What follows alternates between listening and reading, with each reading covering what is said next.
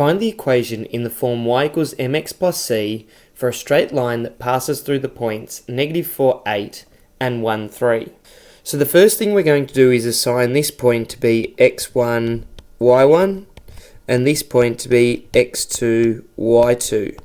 With this in mind, we can determine the gradient of the line, which is m, and that is equal to y2 subtract y1 divided by x2 subtract x1. So if we substitute in what we know, we have that this is equal to y2, which is 3, subtract y1, which is 8, divided by x2, which is 1, subtract x1, which is -4. Evaluating that fraction, we have 3 subtract 8 is -5, and on the denominator, we have 1 subtract -4, which is the same as 1 plus 4, which is 5. So the gradient is -1. Now we have two ways of finishing this problem.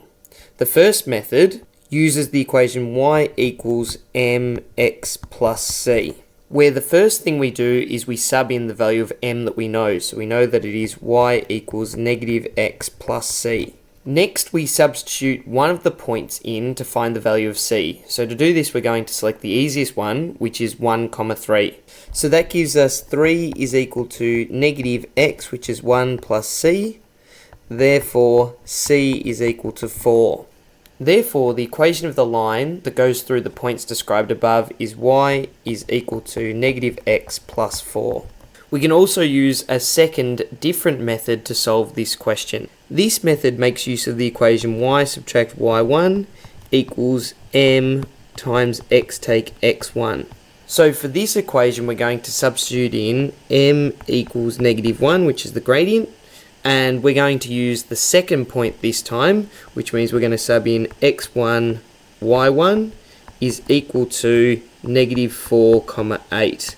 But it wouldn't matter if you use the other point in this method, you will get to the same equation. So substituting in what we know, we get y subtract y1, which is 8, is equal to m, which is -1, times x take x1, which is -4.